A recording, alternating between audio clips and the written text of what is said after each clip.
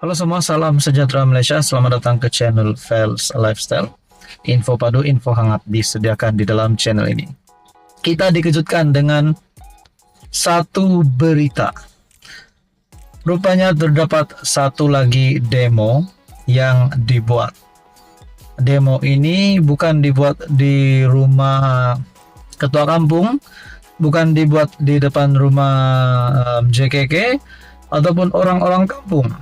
Tetapi demo ini dibuat di depan pejabat menteri di dalam kabinet kerajaan perpaduan, yaitu Mat Sabu. Nah, dalam perkongsian daripada Malaysia Kini, pengembala berdemo depan pejabat Mat Sabu. Pengembala lembu dan kambing dari pelbagai negeri berdemonstrasi di depan pejabat Kementerian Pertanian dan Keterjaminan Makanan di Putrajaya susulan larangan memasuki kawasan ladang sebuah syarikat sawit. Kumpulan itu yang menamakan diri mereka Gabungan Penternak Marhen Nasional menuntut campur tangan menterinya Muhammad Sabu melalui satu memorandum tuntutan. Memorandum diserahkan kepada Setiausaha Politik Menteri Yuhaizat Abdullah yang menurut mereka akan meminta pertemuan dengan Muhammad dalam tempoh 3 minggu. Dalam memorandum 7 halaman itu, mereka antaranya menyifatkan tindakan itu sebagai kejam. Ini tidak boleh diterima kerana kami tiada masalah dengan pengurusan Saim Darbi dalam tahun-tahun sebelum ini. Menurut memorandum itu, menurut mereka, notis larangan itu dikeluarkan di Estet Sungai Buloh pada 10 Januari dan Estet Bukit Ceraka pada 24 Januari. Malaysia Kini sudah menghubungi Saim Darbi untuk mendapatkan maklum balas. Nah, punca demo di depan pejabat Mat Sabu ini, di mana pengembala lembu dan kambing dari pelbagai negeri berdemonstrasi di depan pejabat Mat Sabu, Kementerian Pertanian dan Keterjaminan Makanan di Putrajaya, susulan larangan memasuki kawasan ladang sebuah syarikat sawit. Nah, saudara-saudara, ini pasti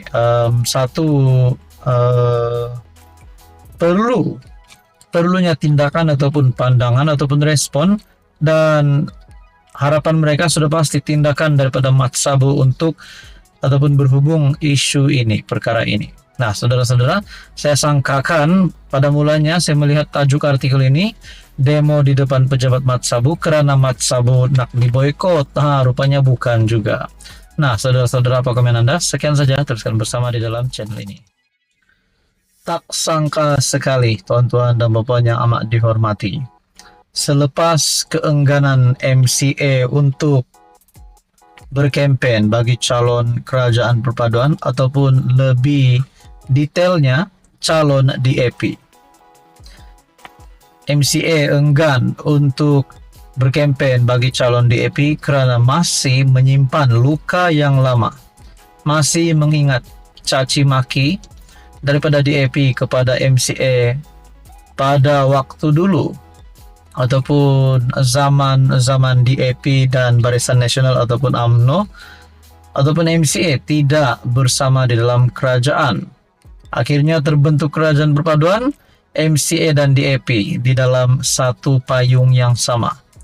Namun saudara-saudara, seperti yang kita tahu, Fahmi Fadzil juga membuat kenyataan bahawa PH dan BN tiada masalah. Nah, apa yang berlaku selepas DAP menghantar calon untuk pilihan raya kecil Kuala Kubu Baharu? Dikongsikan daripada Malaysia Kini, ini pasti satu kejutan. Cantik, awak sudah kawin kah?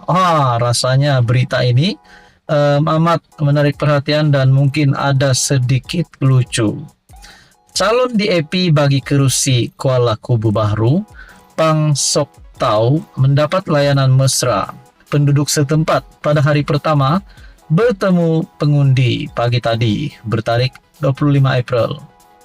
Malah, Pang yang berusia 31 tahun sempat disapa penduduk pujian, perempuan cantik.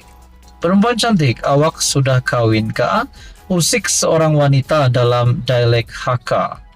Nah, saudara-saudara, adakah ini bermakna penerimaan penduduk di Kuala Kubu Baharu terhadap calon DAP ini menunjukkan satu petanda yang positif untuk kerajaan perpaduan. PANG memulakan lawatannya bersama kira-kira 20 penyokong PH dengan bersarapan bersama penduduk di Keng Lim, Kopitiam di kampung Chuang Rasa. Dia memperkenalkan diri dan mengambil gambar bersama penduduk yang kebanyakannya adalah etnik Cina berketurunan Hakka. Ketika bersarapan, mereka dengan begitu bersemangat menyapa PANG. Namun dia hanya tersenyum ringkas sambil menjawab, "Saya juga berketurunan Hakka, tapi dialek Hakka saya tidak berapa bagus," kata PANG. PANG memulakan kempen dengan melawat 2 buah kampung dengan majoriti penduduk Cina di Kuala Kubu Baharu, yaitu Kampung Chuang Rasa dan Kampung Air Panas. Pada PRN tahun lalu, penyandang kerusi berkenaan Lee Ki Hyong mendapat sokongan luar biasa di 2 kawasan ini. Sementara itu, seorang pengundi bertanya, apakah PANG pembantu kepada Menteri Perumahan dan Kerajaan Tempatan Ngakorming yang disifatkan tidak kurang hebat. Seorang pengundi lain pula berkata, "Keluarga saya ada 8, undi kami pasti akan sokong Anda." Nah, saudara-saudara, ini kemenangan awal PHDAP, Kerajaan Perpaduan untuk calon ataupun untuk pilihan kecil Kuala Kubu Baharu. Disahkan di sini, "Keluarga saya ada 8 undi, kami pasti akan sokong Anda." Nah, teman-teman, apa komen Anda? Sekian saja, teruskan bersama di dalam channel ini. Halo semua, salam sejahtera Malaysia, tuan-tuan dan puan yang amat dihormati. Saudara-saudara, ini satu perkongsian yang pasti mengejutkan ramai. Berkenaan dengan pilihan raya kecil Kuala Kubu Baharu yang akan diadakan pada 11 Mei. Akhirnya berkaitan dengan pilihan raya kecil ini, banyak kita mendengar pandangan, banyak kita mendengar pendapat-pendapat, terutamanya netizen dan peminat-peminat politik Malaysia. Ada yang kata kemenangan kepada Perikatan Nasional untuk pilihan raya kecil kali ini. Ada juga yang kata kemenangan untuk calon kerajaan perpaduan. Nah, ini satu lagi kenyataan daripada pemimpin PAS. Akhirnya setelah sekian lama tidak timbul berkaitan dengan isu yang berkait ataupun melibatkan untuk menggulingkan kerajaan, untuk bertukar kerajaan. Hari ini kita mendengar lagi di mana pemimpin PAS berkata melalui artikel daripada Malaysia Kini, ayunan berubah di Kuala Kubu Baharu, Kamal, tak mustahil kerajaan bertukar. Mungkin kita boleh cakap ini satu lagi gerakan untuk menggulingkan Anwar Ibrahim. Tapi saudara-saudara, pada pendapat saya untuk menilai kerajaan boleh ditukar melalui satu kerusi ini saja bukanlah satu perkara yang relevan. Seorang pemimpin kanan PAS dilaporkan bercakap mengenai kemungkinan berlaku perubahan kerajaan jika PN berjaya merampas kerusi DUN Kubu Baharu pada 11 Mei ini. Di petik portal rasmi parti itu, Timbalan Pengerusi Tetap PAS Pusat Kamal Ashari berkata, mengikut situasi di atas kerja, sesiapapun yang memenangi PRK, kedudukan kerajaan negeri akan kekal. Bagaimanapun, ini yang kita mau dengar.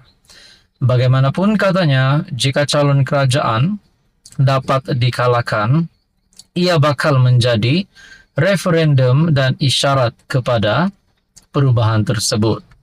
Namun dia menjelaskan bahwa perubahan tersebut boleh terjadi mengikut kaedah semasa. Tak mustahil sekiranya berlaku kemenangan kepada PN di Kuala Kubu Baharu, kerajaan boleh bertukar mengikut kaedah semasa selepas kita menawan kerusi berkenaan, katanya di petik Haraka Daily. SPR menetapkan Sabtu ini sebagai tarikh penamaan calon bagi PRK yang diadakan keekoran kematian penyandangnya Lee Ki-hyung pada 21 Maret lalu. Pengundian awal untuk pengundi tertentu diadakan pada 7 Mei sebelum diikuti dengan pengundian umum pada 11 Mei. Nah, saudara-saudara, adakah satu kerusi ini mampu untuk mempengaruhi kedudukan Anwar Ibrahim sebagai pemimpin kerajaan perpaduan hari ini? Nah, apa komen Anda berkaitan isu ini? Apa pandangan Anda? Let's say, bagaimana kalau PH ataupun kerajaan perpaduan yang memenangi kerusi di DUN KKB ini? Bukankah ini akan memberikan satu lagi kemenangan besar kepada Anwar dan mungkin juga berlaku lagi? Takkanlah berlaku lagi peralihan sokongan daripada Perikatan Nasional seperti yang berlaku sebelum ini yang melibatkan 7 wakil rakyat bersatu PN. Apa komen Anda? Sekian saja, teruskan bersama di dalam channel ini.